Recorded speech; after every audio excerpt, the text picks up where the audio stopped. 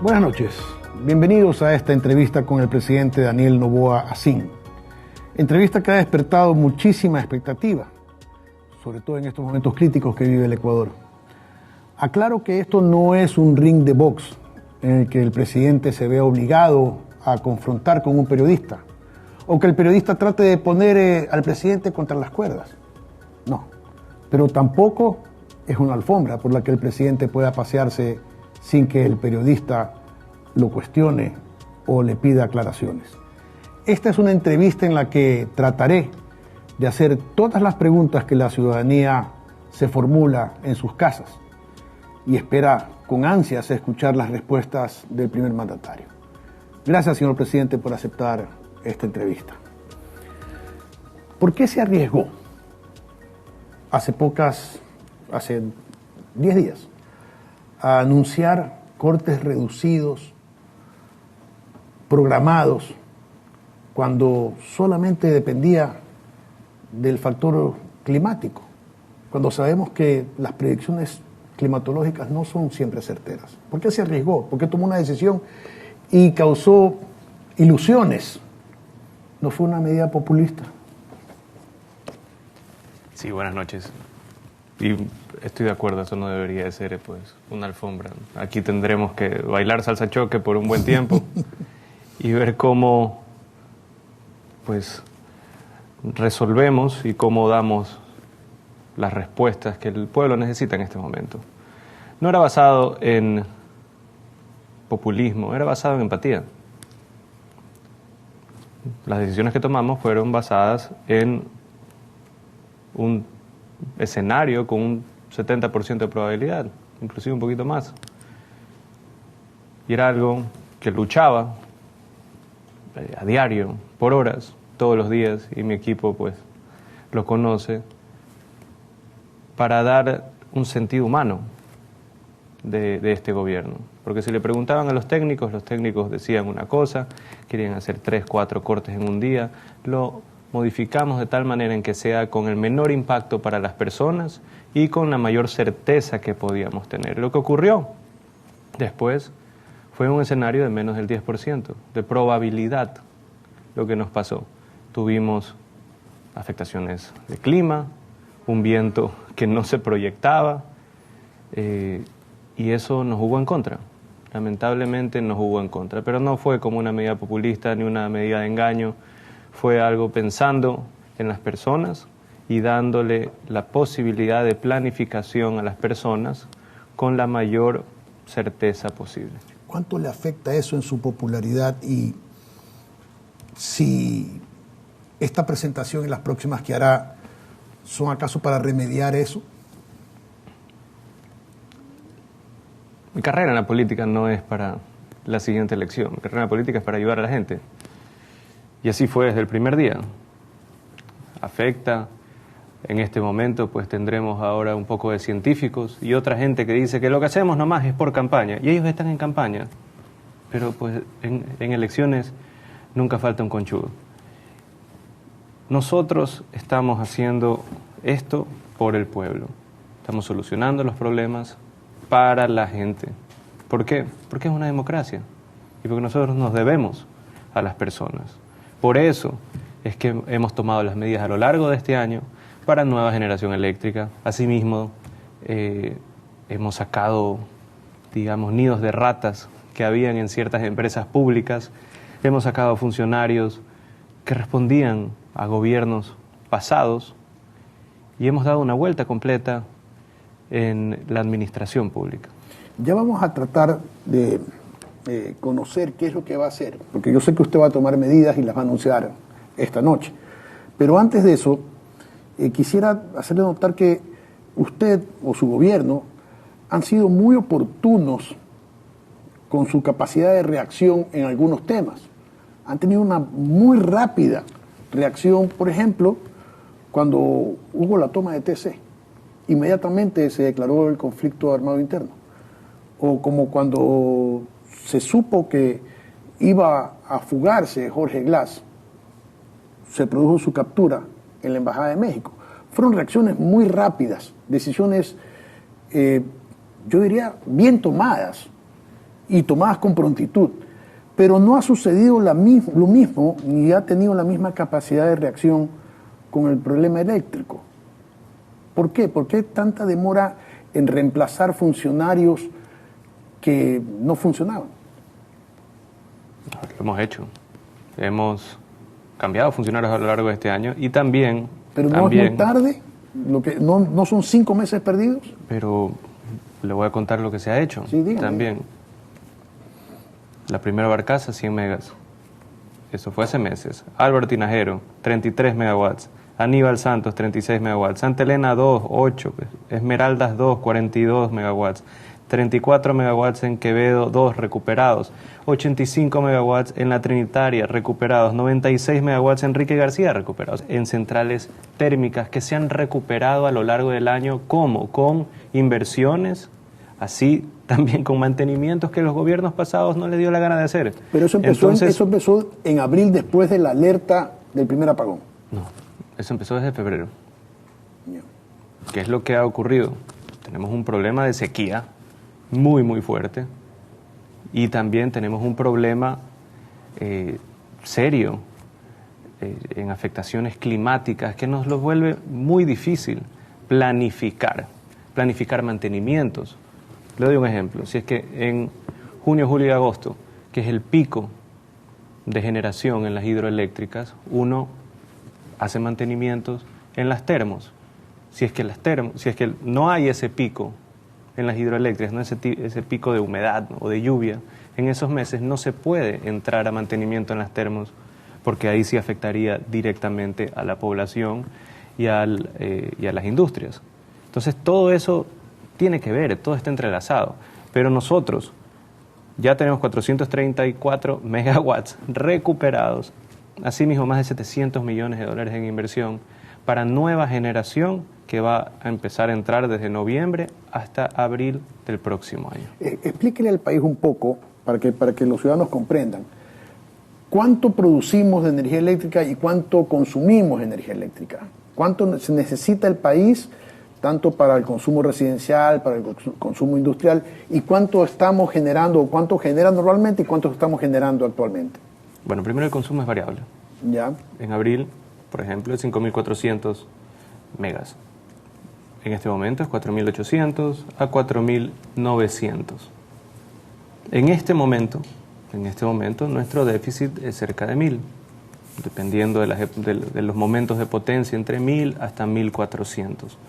Nosotros, entre lo recuperado, más las nuevas adquisiciones, vamos a incluir más de 1.500 megawatts para que no exista este problema en los próximos estiajes. Tendremos resuelto el problema eléctrico con el incremento de demanda hasta finales del 2026. Eso es lo que hemos hecho. Hemos no solo arreglado pues las cagadotas de los gobiernos pasados, sino que en nuestro tiempo estamos haciendo inclusive más de lo proyectado. ¿Por qué? Porque si uno proyecta y necesita nueva generación de casi el 14-15% adicional cada año. Me está usted diciendo entonces que por un déficit de 1.500 megavatios entre 1.000 y 1.400. 14 horas de corte. Entre 1.000 y 1.400, sí. Dependiendo del momento, dependiendo de la potencia. No es una constante, pero ese es el rango. ¿Y por qué ha llevado a las hidroeléctricas así al mínimo? O sea, casi a nivel de fundirlas.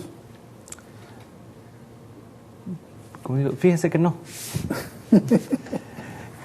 Fíjese que no.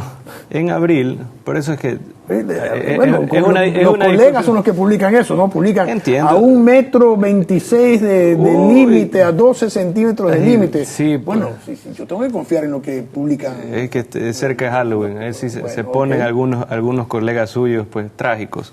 Pero hablemos del precedente ya. Si quiere hablar de la parte técnica, técnicamente, el límite mínimo de Masar es 2098. Técnico. Dice, cota mínima es 2098. No es 2110, no es 2120, no es 2150, no. 2098. La cota mínima. ¿Cuándo dicen los expertos que se empiezan a ver problemas o pudiesen haber problemas? Debajo de 2110. En abril, que variaron los cortes entre 6, 8 y 10 horas, entre el 14 de abril y el 24 de abril, que fue digamos, el momento más extremo, la cota llegó a 2107. 2110, 2111, 2107. Pero había suficiente caudal, había un caudal fuerte que hacía que Mazar sea una hidroeléctrica de paso, básicamente, y Coca-Cola Sinclair estaba con fuertes lluvias a partir del 22-23 de abril. Eso es lo que compensó. En este momento tenemos poco caudal en Coca-Cola Sinclair y tenemos una cota de 2112 en Mazar. Si se lo compara con el punto mínimo que estuvimos en abril, son 5 metros de diferencia.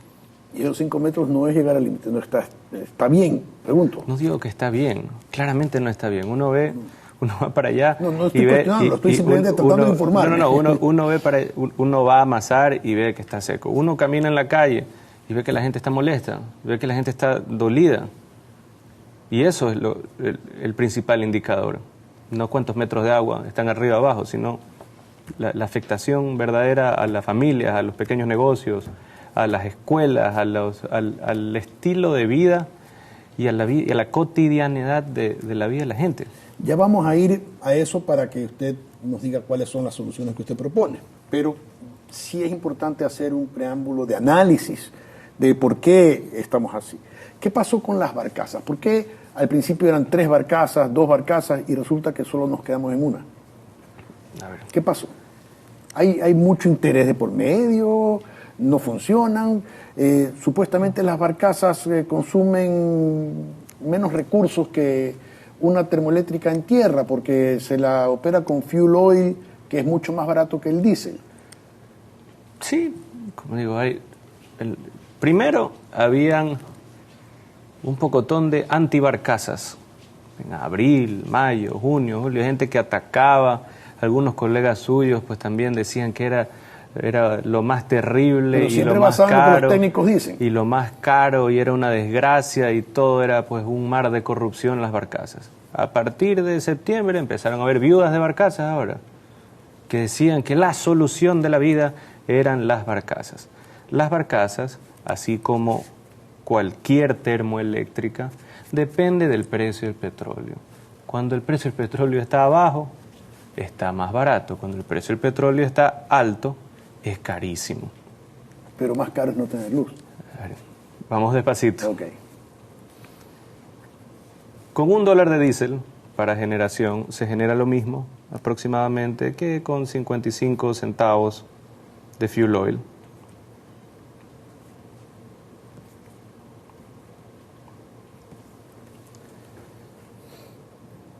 Pero hay otra opción, que es aproximadamente con 0,30 centavos.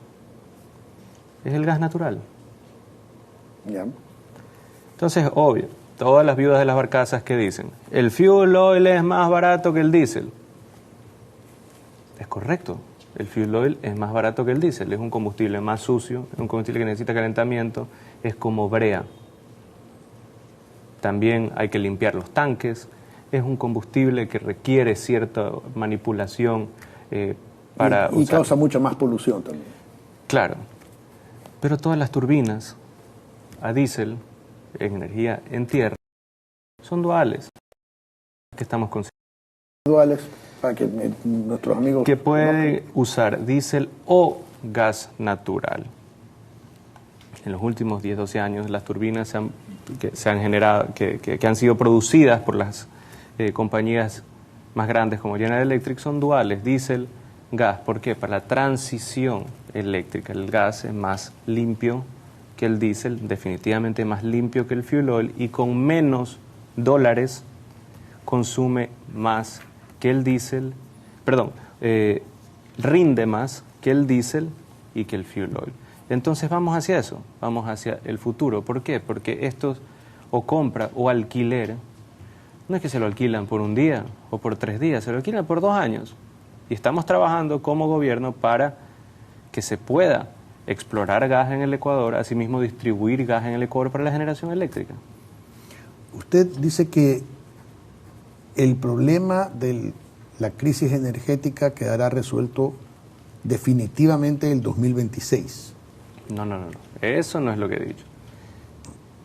He dicho que con la solución final. He dicho que con las medidas que hemos tomado, ahora, con lo que hemos comprado y lo que hemos alquilado a largo plazo, solucionamos el problema energético para 2025 y 26.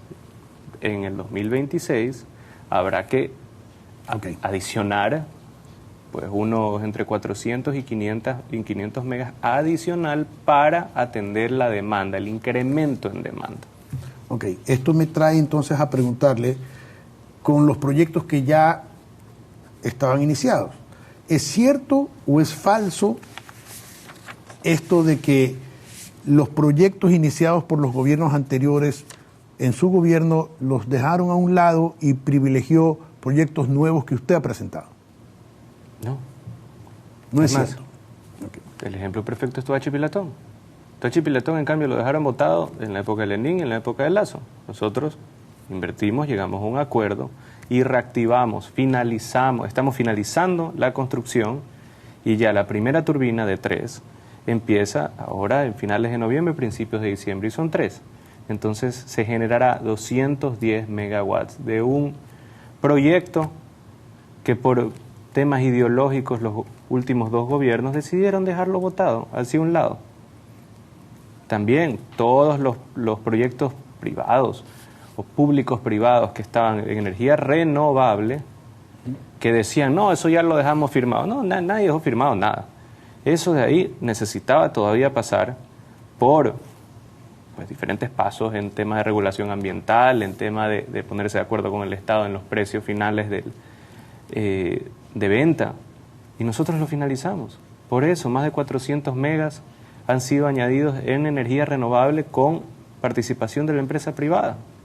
Pero tuvo que llegar Inés Manzano al ministerio, puesta por usted obviamente, para que se solucionen esos problemas ambientales, porque las licencias no se dieron quizá con anticipación. Estaban avanzando, pero desde el inicio de este gobierno estaban avanzando. Entonces, ¿por qué cambió de ministra? Inés Manzano le metió turbo. Ok, es una buena respuesta. Inés Manzano le metió turbo y salió. Ok. ¿Qué pasa con Energy Kill? ¿Es cierto esto que solamente necesitan las turbinas, que se reactivó ese proyecto en el 2018 y que se volvió a firmar otro acuerdo en el 2023 y que solamente faltan las turbinas? ¿Qué pasa con Energy Kill? ¿Cuál es el problema verdadero, presidente? ¿Cuál es el problema verdadero? Porque a mí se me hace que no por gusto se tira abajo un proyecto de esa naturaleza. No lo hemos tirado abajo. Lo que pasa es que no nos hemos involucrado en un proyecto que creemos que puede tener muchos problemas. ¿Problemas de qué índole? Problemas que están en este momento en fiscalía y están en el área son problemas judicial. De corrupción, no son problemas técnicos ni ambientales ni nada, son problemas de corrupción. Correcto. Digámoslo con su nombre, ¿no? Con altos cuestionamientos, lo vamos a decir. ¿Por qué es tan delicado? ¿Por qué somos delicados? Si alguien está queriendo meterle mano para llevarse un billete con el dolor de la gente que está sufriendo ahora, porque a mí se me hace que hay muchos ecuatorianos... Yo creo que después de meterme a la embajada de México, creo que delicado no es una de las características que me han puesto a mí. Entonces no lo sea. No estoy diciendo que es así. Estoy diciendo que hay problemas de suciedad, hay serios problemas económica ahí. Sí, correcto. Ya. Hay pitos en los cuales no me quiero meter, que eso de ahí, que la justicia se encargue. Y nosotros estamos buscando otras opciones mejores. O sea que Energy Kill definitivamente no puede avanzar por problemas de corrupción. Así es como me lo han dicho y les creo a las personas que me lo dijeron. Ok, la ley No Más Apagones. ¿Cuánto le ha ayudado al gobierno y qué tan incompleta quedó? Porque, por ejemplo, se autoriza al sector privado 10 megavatios Usted ahora pide que se aumente a 100, pero en el primer debate lo sacaron, lo quieren volver a poner. Claro, hay que averiguar, hay que averiguar quién lo sacó. Ya. Pero hay que averiguar quién lo sacó. ¿Por qué no se hizo todo desde el comienzo? Pregúntele a la Asamblea. El Ejecutivo presenta una ley. La ley se trata en una mesa, en este caso de la Comisión de Desarrollo Económico, y después de eso se trata en el Pleno. Entonces todos tienen que estar de acuerdo. Avanzamos con eso. Ahora estamos perfeccionando la ley con esta segunda. Y ojalá, espero que las otras bancadas vean la urgencia y vean la necesidad de hacer los cambios que se necesitan en el Ecuador. ¿No es conveniente en estos momentos de crisis sacar provecho de esto y hacer una ley que definitivamente liberalice el mercado energético en el país? Es muy complejo con la Constitución que tenemos, punto 1. Punto 2, si usted me trae un proyecto de más de 150 millones de dólares de inversión privada, yo doy todas las facilidades para que se vuelva una alianza estratégica y se lo haga. ¿Por qué 150? ¿Y por qué es que no quieren invertir entonces? Pero espérese, ahí le digo, 150 millones de dólares. ¿Por qué? Porque entre las inversiones en generación, más transmisión y volverlo un negocio más completo, con 100 megas de techo va a necesitar como 150 millones de dólares de inversión. ¿Cuántos proyectos así tienen? Si de una carpeta, por favor, yo lo ayudo. No conozco. Pero es no que conozco porque no estoy involucrado en ese sector ni quiero estarlo. Pero es que no lo hay. Ya. Y nada impide que haya un proyecto de eso, de 150 millones, otro proyecto. Además que, reflexionando un poco, presidente, en este país no hay contrato público alguno que no sea cuestionado. Sí se ha dado cuenta de eso, ¿no? Todo lo cuestionan. Cualquier proyecto, cualquier contrato... Peor en época electoral, país, pues. Exacto. Peor en época electoral. O sea, Exacto. Ahorita todos los candidatos presidenciales son expertos energéticos. Ni uno hablaba de electricidad hace 2 meses. Ni un precandidato. Ahora todos son expertos energéticos. Ahora todos dicen que tienen la solución. Y cuando les preguntan cuál es la solución, es lo que nosotros estamos haciendo. Nosotros estamos invirtiendo en energías renovables. Nosotros hemos añadido al parque de generación ya 435 con el mantenimiento de energía termoeléctrica. Nosotros vamos a invertir 710 millones de dólares aproximadamente en compra y en alquiler de nueva generación adicional. Estamos también con la máxima apertura para hacer nuevos proyectos, macroproyectos. Estamos conversando con el gobierno de Francia, inclusive para la alternativa de energía nuclear. Estamos ya haciendo los últimos ajustes para el diseño definitivo de la hidroeléctrica Cardenillo. Estamos en un proyecto también de 80 millones de dólares solar, financiado y por ayuda del gobierno canadiense. Estamos haciendo todo lo que ellos proponen. Ya no sé qué más van a proponer. Hace 15 años, con una fecha parecida a esta, si no me equivoco, el 18 de noviembre, Rafael Correa le echaba la culpa a los gobiernos anteriores de los apagones. Teníamos ya 3 semanas de apagones en 2009. Y decía que el problema era que se había puesto todos los huevos en una canasta y se habían construido solo hidroeléctricas y dependíamos de hidroeléctricas. Pero lo que él hizo fue construir más hidroeléctricas. Y Correcto. Ya sabemos cómo las construyó. Sí, así decía. Exactamente. Pero usted dice lo mismo ahora. ¿Cómo estoy diciendo lo mismo? Estoy hablando de energía nuclear, energía solar, energía eólica también, y asimismo una nueva hidroeléctrica. Entre todo ayuda, todo suma. ¿Por qué? Con el precio de petróleo, si es que el día de mañana hay una guerra mundial y sube a $100, la hidroeléctrica es la mejor opción, o la nuclear. Si es que hay una crisis mundial y el precio de petróleo baja a $40, primero nos perjudicaríamos por los ingresos del Estado. ¿Cuál es una buena opción? Ahí la termoeléctrica o gas natural. Tú tienes que tener un balance. Porque eso es la otra cosa que la gente no lo ve. La gente dice, bueno, pues ¿por qué están de nuevo con la hidroeléctrica? Porque ahorita pues está el WTI en $71, $72 el petróleo. Pero que pase $90. Todo el mundo va a estar diciendo, qué cara la electricidad ha sido de las barcazas de la generación en firme de fuel oil, de diésel, qué desastre, qué desgracia. Claro, ahí la hidroeléctrica es barata, porque no depende del precio del petróleo ni la volatilidad del precio del petróleo. Mi mensaje es que hay que tener la diversificación adecuada y también tiene que haber la responsabilidad de parte de las industrias, especialmente industrias que se han favorecido de un costo bajo de electricidad y han sido muy rentables los últimos años, para que inviertan en autogeneración. Le quitó el subsidio a las mineras. Sí, están bravísimos. Sí. Yo estoy contento. Están bravísimos. Y con Inés están histéricos. ¿Cómo le voy a decir que ha hecho mal? Se ha hecho bien. Están histéricos con Inés también. Sigo pensando que la capacidad de reacción pudo haber sido más rápida y pienso que fue tardía. Pero ya, eso ya está en el pasado. Pero está comprobado que hemos recuperado 435 públicos. Hemos dado la finalización de las licencias y todo para que haya más de 400 privados. Y eso, acuérdese una cosa, en época de Chirés, ¿por qué no hemos hablado de eso? Yo empiezo con 4.600 millones de dólares en atrasos de pago, 110 millones de dólares en cuenta. Entonces, ¿cómo pues iba a invertir en toda esta maravillosa nueva generación si no podíamos pagar ni el 13º? Me dejaron todo vacío. ¿Qué logramos hacer en 5 meses? El programa más rápido de cualquier multilateral para lograr financiamiento internacional. Hemos logrado subir las reservas a más de 8.600 millones de dólares, más que el punto más alto de Lazo, y hemos estabilizado la economía, hemos salvado la dolarización. Salvado la dolarización. Así estuvimos, así de peligroso fue. Teníamos reservas internacionales menos de 4.500 millones.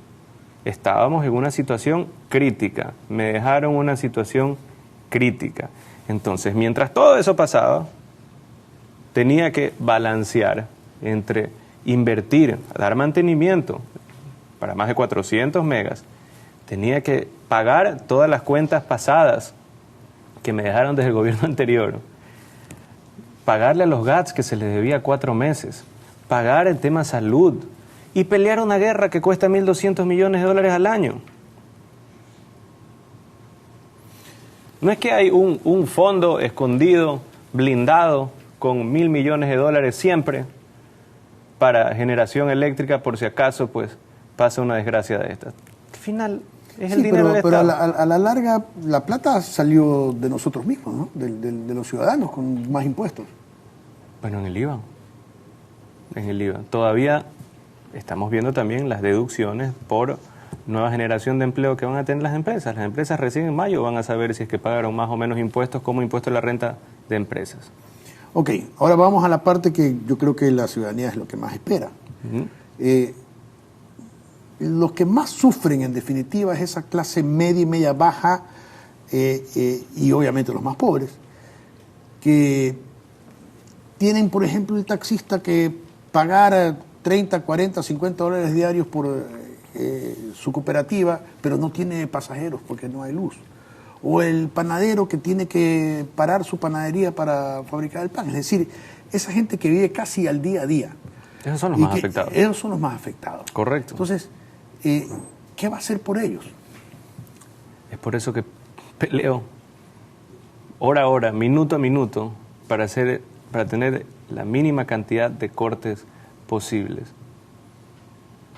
En eso me he pasado todos los días, día y noche, este último mes. Muchas noches sin dormir. También, no porque deja sin luz a la minera más grande o deja sin luz a una industria. Es por la gente. Porque a la gente le molesta, a la gente le cabrea esta situación. Y eso hay que ser consciente. Entonces, cuando viene un técnico y le dice, ¿sabe qué? Mire, lo mejor que se puede hacer es cortar 15 horas, 4 cortes al día, o sea, destruirle la vida cotidiana a la gente, y todo porque técnicamente eso es lo mejor. Con ese grupo de técnicos, 4, 5, 6, pero 10 horas terminan ganando los técnicos porque tenemos 14 horas. No. Disculpen. Si es que hubiese sido como fuesen los técnicos, ahí sí era pues lo inhumano de Noboa que hace que haya una cantidad absurda de cortes. Lo que hemos hecho es, con la menos afectación a las personas, con la mayor posible certeza hacer un cronograma. Que pase el escenario menos probable no significa que en ese momento era la decisión con más empatía para tomar. Ok, eso responde mi pregunta y la pregunta de muchos. Ahora, vuelvo a preguntar, ¿qué va a hacer? Va a haber, como en cualquier empresa, si usted da un servicio, usted es empresario, ¿no? Si usted da un servicio y ese servicio lo da mal o no lo da, ¿usted con qué cara le cobra a la gente? Un servicio que no ha dado o lo ha dado mal. Le aseguro que usted como empresario no le cobraría. Pero ahora usted es el Estado. ¿Cómo el Estado puede cobrarnos una planilla mes a mes por un servicio que no nos da y cuando nos lo da mal? ¿Es justo que paguemos la planilla de luz completa? Para nada. Entonces, para nada. Por eso, 4 meses, estamos subsidiando hasta 180, hasta un consumo promedio de 180 kilowatts a cada una de las familias del Ecuador. Eso ayuda a los más pobres, sí, ayuda a los más pobres, sí, pero no ayuda prácticamente, o muy poco, pongámoslo así, al panadero, al taxista, que clase media baja. A ver, sí ayuda, especialmente en la sierra que hay menos consumo promedio. Eso le iba a decir, pero acá no, acá tenemos aire acondicionado. Inés Manzano nos dice que consumimos demasiado aire acondicionado. Yo digo, bueno, venga a vivir a Guayaquil otra vez y necesita, porque aquí nos morimos de calor, pues, ¿no? Correcto. Entonces, en la costa no es igual, presidente. No es igual, pero había que darle un alivio a la gente promedio. Y eso es lo que hicimos, le dimos ese alivio. Aparte, medidas económicas que se van a tomar. Hemos condonado las deudas de todas las juntas de agua del país. Eso es correcto. Por ejemplo, eso de ahí afecta al agricultor, al pequeño agricultor, a las comunidades a nivel nacional. Estamos también ofreciendo financiamiento para generadores. Estamos refinanciando deudas de Ban Ecuador para pequeños empresarios. Estamos condonando deudas del antiguo Banco Nacional de Fomento para agricultores, hasta $5.000. Se ha tomado varias medidas para ayudar a los más pobres, asimismo a la clase media y a los trabajadores. En este momento tenemos que hacer todo lo posible para volver a la normalidad y reducir o eliminar el impacto de este periodo que ha sido una desgracia para todos. ¿Va a tomar en cuenta aquellos pedidos que hacen, aquellas propuestas que hacen gremios de reducir la planilla un 60%, 40%, de compensar con tributos, con exenciones tributarias a algunos negocios, o reducir el IVA que está en su plena capacidad a lo más bajo que pueda reducir, creo que es 13%. ¿Va a tomar en cuenta esas propuestas o no? Algunas sí, algunas no se pueden. ¿Cómo cuáles, por ejemplo? ¿Cuáles sí, cuáles no? A ver, le hago una pregunta a usted ahora. Si necesitamos un alivio de más de $1.000 millones para reactivar la economía después de una guerra y después de una catástrofe climática, ¿quién nos va a prestar ese dinero? Multilaterales, Banco Mundial, CAF, BID, ese tipo de instituciones. Si es que el Estado no tiene capacidad de repago, ¿cómo lo hacen? Entonces el tema del IVA es difícil tocarlo por el momento, difícil tocarlo. Condonación de deudas, estoy 100% a favor. Por ahorro energético a los grandes consumidores, darles deducciones tributarias, también estoy a favor. Crédito para el pequeño comerciante, créditos para los agricultores, 500% a favor. Pero tengo que también pensar en cómo se pueden pagar esas deudas como Estado. Tengo que darle un balance para que sea sostenible. Y además vemos que no todo está tan mal.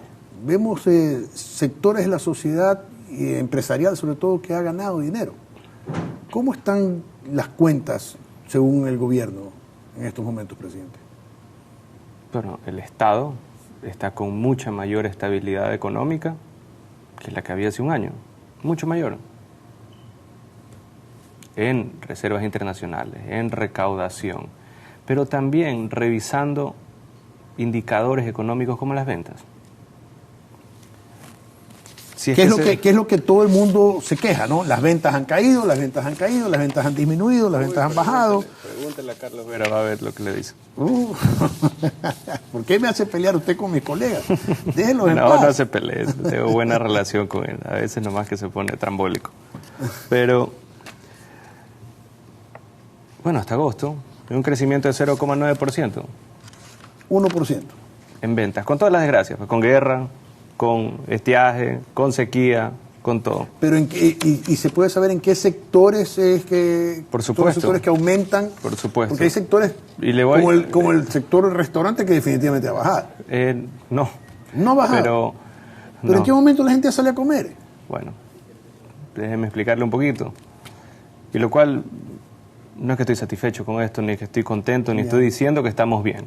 Okay. Eso sí, dejémoslo claro, porque pues no quiero tampoco dar esa impresión de que no, el presidente vive otra realidad, está loco, dice que todos estamos bien. ¿Cómo vamos a estar bien? Estamos con guerra, con problemas energéticos y también con poco consumo local. Consumo local. Esa es la realidad. Ventas locales, estamos menos 1%. Locales. Pero en la tarifa cero, canasta básica, incremento del 1,4% en ventas. Exportaciones, 13% arriba. 13% arriba. Exportaciones, ¿dónde se origina el mayor crecimiento? Bueno, hay crecimiento en todos lados. Hay crecimiento en no petroleras significativo, okay, así mismo como petroleras. Con menor precio igual hay mayor cantidad de barriles exportados. Pero el salto grande es en no petroleras. Okay. ¿Qué es lo que ha pasado? Y eso, para reorganizar la economía del Ecuador, tocaba subir exportaciones y bajar importaciones, para que tu balanza, tus pagos esté mejor, para que incrementes tus reservas, para que esté más saludable la economía. Eso es lo que ha pasado. Menos importaciones, vemos los gremios o importadores de autos. Sí, le ha bajado sus ventas, han bajado las importaciones, han subido las exportaciones. Eso en un neto te mejora, te vuelve una economía más saludable. Podríamos decir que tenemos una balanza comercial positiva. Más positiva que antes. Mejor, o menos negativa. Bueno, mejor que antes. Ok. Ya. ¿En qué afecta eso? Eso afecta en ventas locales. Las ventas en tarifa cero, que es la comida principalmente, ha subido. ¿Qué es lo que ha bajado? Los bienes duraderos, los bienes depreciables a 10, 15, 20 años, maquinaria, autos. La gente, como es justo antes de una elección, tampoco se van a embarcar en una hipoteca de 10 años, ni comprar una nueva casa, o comprar... Pues, sin conocer el futuro. Sin conocer el futuro. ¿Por qué? Porque son compromisos a largo plazo, compromisos financieros a largo plazo, que uno no los toma hasta tener certeza, más que sea a mediano plazo, de lo que pueda pasar. Pero vemos que, a pesar de todo, con guerra, con estiaje, con sequía, con problemas de electricidad, logramos tener mayor cantidad de ventas. No me parece que estamos bien, debemos mejorar mucho, pero fueron las decisiones duras que tuvimos que tomar por cómo nos dejaron a nosotros el Estado. Si hay algo que a mí me molesta es tener que subir el IVA, tener que subir algún tipo de impuesto. ¿Por qué? Porque ese no era mi plan original. Tuve que adaptar y tener un año de sacrificio para que mi plan original sea sustentable a 3, 4, 5, 6 años. La crisis de energía realmente se debe en gran parte a la crisis hídrica, o sea, el problema es la falta que no hay agua. Es la falta de mantenimiento, pues, hermanito. Si es que se ve aquí, los 434 megas que nosotros le hicimos el mantenimiento se lo pudieron haber hecho el año pasado.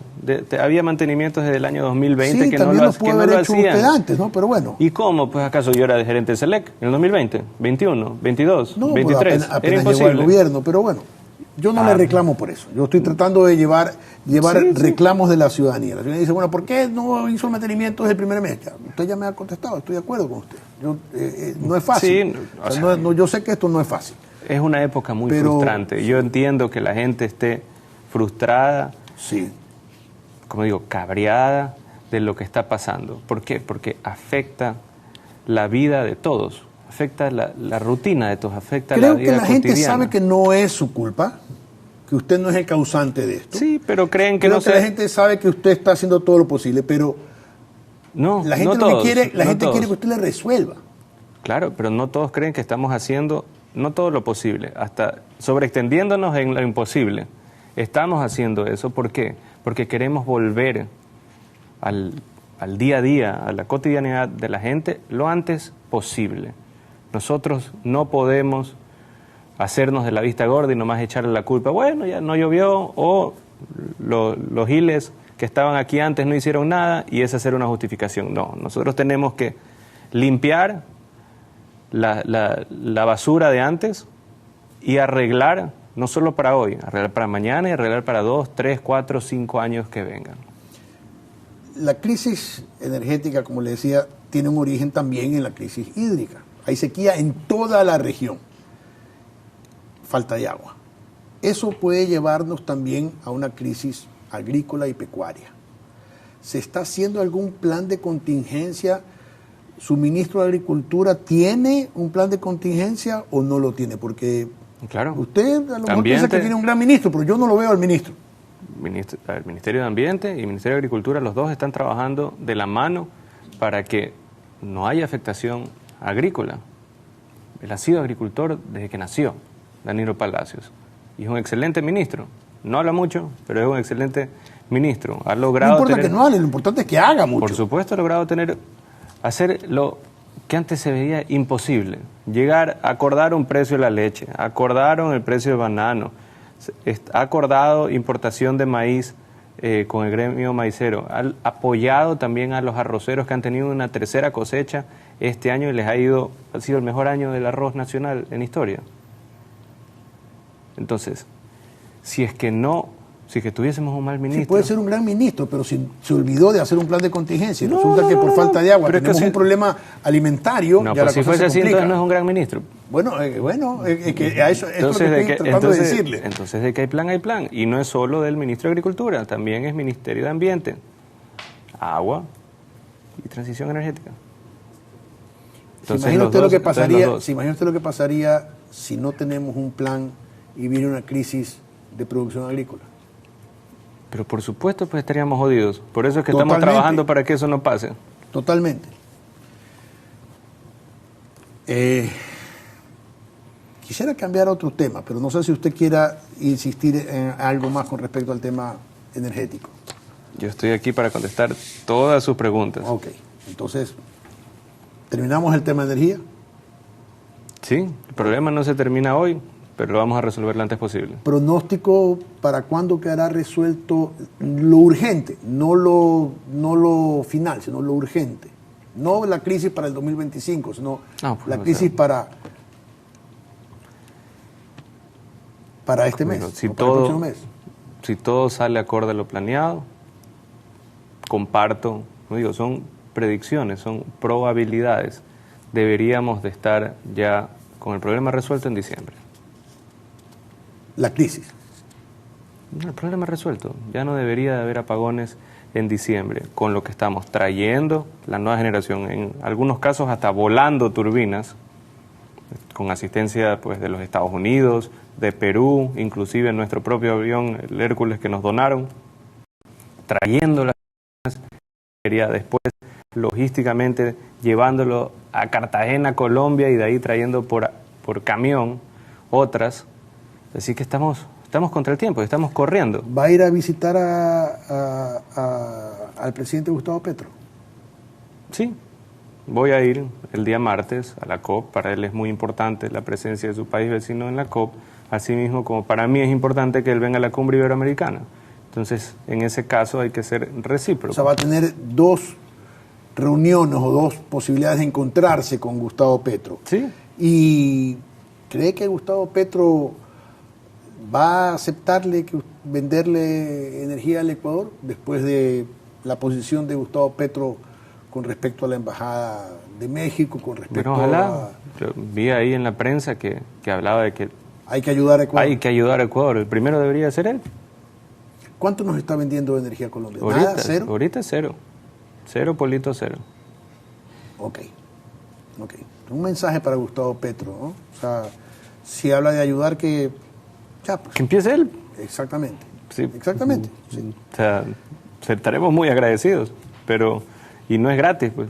¿Y no será que usted venda. sembró con sus declaraciones una enemistad que no debía haberse sembrado y a lo mejor él está tratando de reconciliarse? Bueno, no lo siento así. Yo creo que es más que nada un tema... ¿Son declaraciones políticas? Creo que es más un tema ideológico más que político. De políticos los dos somos jefes de Estado y deberíamos de resolver... ¿Usted me está diciendo que Gustavo Petro no nos vende electricidad por un tema ideológico? Espero que no sea por eso. Ok. Tengo fe de que no es por eso. Ok. Vamos entonces ahora con el tema delincuencia. Estaba viendo cifras del 2023 y del 2024. Las que he alcanzado a ver son de enero a agosto del 2023, no tengo septiembre, y de enero a agosto de 2024. Hay una reducción global, general, del 17% de la criminalidad violenta y de muertes violentas. Correcto. El índice de muertes se ha reducido. Crímenes en general también. Con excepción del mes de agosto. También. Pero más que por una subida en el mes de agosto del 2024, es por una fuerte bajada de agosto del 2023. Agosto a agosto fue igual. El resto, todos los meses ha sido significativamente mejor. Sí. ¿A qué se debe esto? La bajada, la disminución. ¿Es gracias a los operativos, gracias a Mónica Palencia, gracias a las Fuerzas Armadas, a la policía? Gracias al trabajo en conjunto. ¿El trabajo en conjunto qué es? El Ministerio de Interior con Mónica Palencia, las Fuerzas Armadas, Ministerio de Gobierno y los gobernadores. Los gobernadores que tenemos han logrado trabajar de la mano con Ministerio de Interior y con Ministerio de Defensa para mejorar la situación significativamente. Miren Esmeraldas, 46% mejor. Guayas, arriba del 20%, o sea, menos del 20%.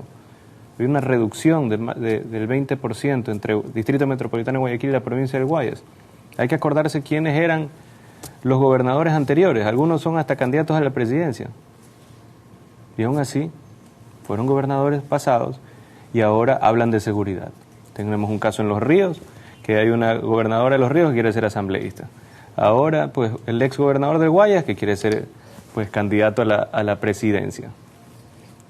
Y tenemos problemas de todo tipo ahorita en el Ecuador como para andar escuchando ese tipo de declaraciones y excusas. ¿Por qué Durán se le ha hecho tan complicado todavía? O sea, ¿por qué no? Yo soy de las personas que sostiene que a punta de bala no vamos a lograr pacificar un país, ¿no? Pienso que funciona, pero hay otros temas que son importantes. Pero sí se reduce, obviamente, la delincuencia. Pero ¿qué pasa con Durán, que no logra todavía, no voy a usar términos que puedan causar polémica ni sean conflictivos, no quiero decir, voy a usar la palabra controlar, para no usar otro término que pueda ser problemático? ¿Por qué no se ha logrado controlar todavía el tema de todos los delincuentes que se han ido a refugiar a Durán? Primero, la criminalidad no es estática.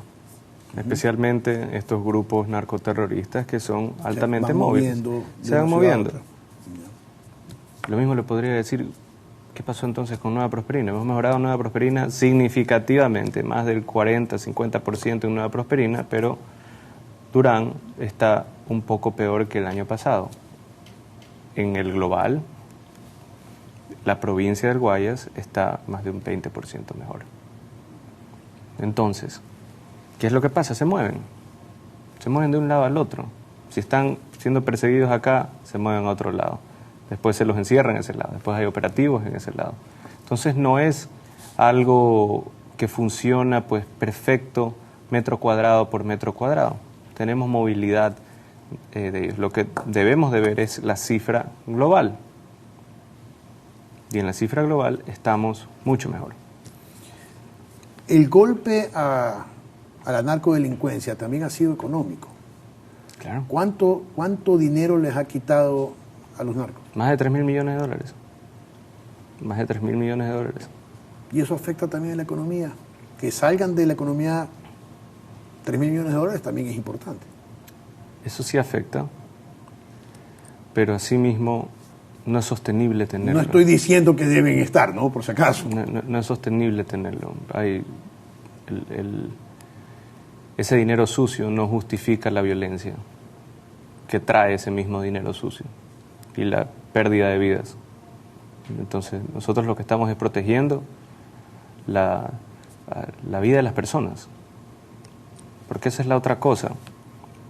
Asimismo, como se ha reducido las muertes violentas, los femicidios, los crímenes en general, dentro de esas muertes, el porcentaje de personas con antecedentes penales es mucho mayor que el año pasado.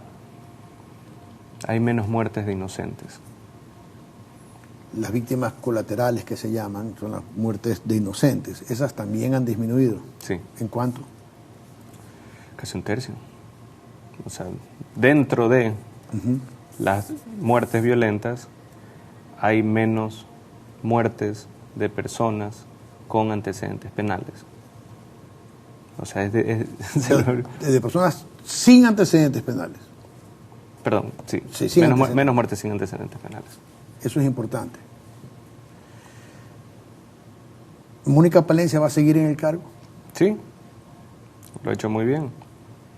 Se ha peleado con todos los grupos narcoterroristas, se ha peleado con todos los narcopolíticos y se ha peleado con toda la gente que quiere afectar la vida de las personas y quiere afectar la integridad y dignidad de los ecuatorianos. Entonces, si hay una persona que merece un aplauso por la lucha que ha tenido en tema de seguridad, es ella. Llamémosle triunfo en la Asamblea, de lograr la no censura de una ministra que con rabia querían cortarle la cabeza, ¿significa que podría consolidar una mayoría también para el tema de las bases extranjeras en el Ecuador, que acaba de ser aprobado por la Corte Constitucional? No lo sabemos, ojalá. Ojalá. El Ecuador lo necesita. Y eso ahí tendrá que preguntárselo a la bancada correísta, que ya dijo que estaba en contra de las bases extranjeras. Bueno, pero la bancada correísta acaba de perder, ¿no? Acaba de perder, pero es una reforma constitucional en la cual se necesitan 92 votos y por lo menos un porcentaje pequeño de esa bancada va a tener que votar a favor para que pase. No tiene los 92 votos con los otros movimientos y los otros partidos. No. Sabemos que ahorita hay un bloque correísmo y social cristiano que están juntos pegados pues con cemento de contacto. Y el resto que a veces votan con el gobierno. Pero los social cristianos han dicho que ellos están de acuerdo con las bases extranjeras. También dijeron que no iban a votar a favor de la censura de Mónica Palencia y después salieron con que sí. Entonces, hay veces que sí, hay veces que no, hay veces que se arrepienten. Ya veremos qué pasa. El Ecuador los rechazará si es que no votan a favor de las bases. Porque la gente lo quiere. La gente vivió eso, vio que había menos violencia, había menos narcotráfico, había más control y había más apoyo internacional. ¿El movimiento Construye se está convirtiendo en una especie de aliado oculto de ADN o del gobierno? La verdad no lo sé. Ojalá, más que aliado del gobierno, que voten. Aliado oculto, he dicho, ¿no? Porque por un lado votaron consecuentemente con el gobierno, pero al mismo tiempo decían que el gobierno ha hecho que descalifiquen su lista de asambleístas. Me echan a mí la culpa de todo. Pues. Es mismo, quién sabe qué pase y me van a echar la culpa también. Bueno, antes tú era culpa de Correa, ahora dicen que es culpa de Noboa. Sí, pues. ¿Qué le puedo decir ahí? Lo que sí es que espero que voten en los temas importantes, en los temas en que van a mejorar la vida de los ecuatorianos. Ya más que una nueva mayoría, una alianza, un pacto, esto que lo otro, que voten por las cosas que le mejoran la vida a los ecuatorianos y punto. La gente está harta de la Asamblea. Llevamos casi una hora de entrevista, presidente, y se nos ha pasado bastante rápido. No quisiera terminar sin tocar el tema político, netamente político. ¿Usted reconoce, o es cierto o es falso, que sus preferencias electorales han disminuido un poco por el tema de los apagones? Claro. O sea, yo estaría, si fuese un ciudadano normal, yo estaría cabreado con el presidente si es que hay apagones, sea culpa de él o no. Y eso es lo que se ha visto. ¿Cuánto le ha afectado? No lo sé. Eso habrá que ¿Pero usted no tiene las más. encuestas? Sí, tenemos encuestas. Sí ha afectado. Pero la gente está, más que yéndose por otra opción, es resentida con esta opción. La gente está buscando una razón para volver a confiar en este gobierno y nosotros se la daremos. Está siendo muy sincero, presidente, lo siento, o sea, lo veo muy sincero. La gente está... ¿Esa sinceridad en estos momentos no le afecta? O sea, si es que la sinceridad afecta para mal, pues no me importa que me afecte. O sea, yo tengo que hablar a la gente y decirle las cosas como son. Y cuando tengo que resolver un problema como este, tengo que resolverlo, tengo que hacerle frente. Y el hecho de que no haya salido, pues, en el noticiero de Coavisa a explicar, pues, cada cosa, no significa que no hemos estado trabajando día y noche, 20 horas al día, sin poder dormir, pensando cómo reducimos los cortes, pensando, chuta, pues acá los técnicos me dicen que corte pues casi que todo el día, yo no le quiero afectar así a las familias, ¿cómo le cortamos menos? ¿Cómo redireccionamos el racionamiento? Todo eso es el día a día. Y eso es lo que me puso aquí en este lugar y probablemente sea lo que me mantenga en este lugar. La gente quiere saber qué es lo que estamos haciendo, qué es lo que vamos a hacer y la voluntad de hacerlo. La voluntad de hacerlo. La gran mayoría de la gente sabe que no es nuestra culpa necesariamente cómo llegamos aquí, a este punto. Pero quieren ver acción. Quieren ver a esa misma persona que declaró la guerra a los narcoterroristas, que metió preso a Glass y a Muentes, esa misma persona que le habla que enfrenta los problemas. Y los estamos enfrentando. Y esto se va a resolver pronto. Ahora, algunos me echarán la culpa. Cuando se resuelva, los más odiadores dirán que es gracias al clima. Al final lo que me importa es que ya de aquí a principios de diciembre las familias ecuatorianas tengan su vida normal. Se me quedan algunas preguntas. No voy a preguntarle por otros candidatos porque eso sería solamente provocar que ellos respondan y darle más importancia, así que no voy a tocar otros candidatos. Se me quedan preguntas también relacionadas con el tamaño del Estado, se me quedan preguntas relacionadas con... El Estado tiene que ser más eficiente. El Estado, más que el tamaño, el Estado tiene que ser más eficiente. Tiene que resolver los problemas. Lo que pagamos por el servicio que recibimos no es proporcional. Es un Estado que... Pagamos demasiado caro. Sí, pero es un Estado que hay que mejorarlo en eficiencia. No necesariamente generar un desempleo absurdo en corto plazo, sino volverlo más eficiente, que dé un mejor servicio, que produzca más, que sea más eficiente. Bueno, hasta aquí hemos llegado en esta entrevista con el presidente. Quiero comprometerlo para una segunda entrevista ya no como presidente, sino como candidato en enero. ¿Le parece? ¿Está bien? ¿Está Lo bien? haremos en enero. Ok, entonces espero que las respuestas del presidente hayan dejado satisfechas algunas inquietudes o todas las inquietudes que ustedes tienen en sus hogares. No voy a sacar ninguna conclusión, ya haré mis comentarios oportunamente, pero yo reconozco algo muy valioso en el presidente de la República, que es su sinceridad para decirnos las cosas. Está abierto, noto un presidente abierto. Dicho sea de paso, es la primera vez, hoy es la primera vez que conozco al presidente de la República. Nunca antes había estado con él, nunca antes había cruzado palabra con el presidente de la República. Veo un presidente sincero y eso me agrada como ciudadano, que en las buenas y en las malas tenemos un presidente que no nos va a mentir. Y el momento que usted mienta, presidente, yo se lo voy a decir. Y creo que si ha visto mi trayectoria sabe cómo soy. No. Le agradezco mucho. Esa chapa mentiroso ya la tienen otros. Ok. En todo caso, presidente, le agradezco mucho por esta entrevista. Esperemos póngale VIP, por favor, esperemos las puteadas en Twitter o en X y las felicitaciones a quienes crean que el presidente ha hablado con sinceridad y que yo he hecho una entrevista adecuada con las preguntas que tenían que hacerse. Gracias.